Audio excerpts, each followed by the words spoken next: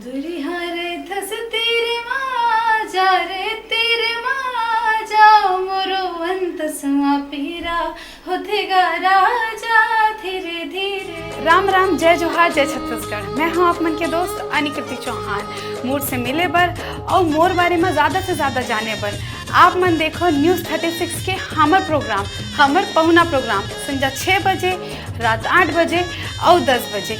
राम राम, जय जोहार, जय छत्तीसगढ़।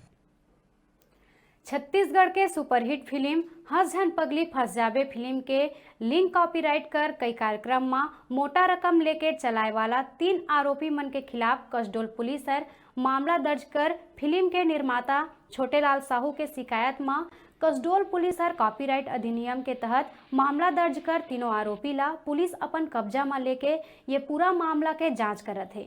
आप मन ला बता दन, ये फिल्म के लिंक कॉपीराइट कर चलाए वाला आरोपी कसडोल थाना क्षेत्र के तुरमा गांव के निवासी है। फिल्म निर्माता छोटेलाल साहू बताइस के हंस झन पगली फंस जाबे फिल्म ला आगे बहुत से जगह में चलना बाकी है और ये तरह के चोरी कर चलाए ले करोड़ों के नुकसान भी हो सकत है।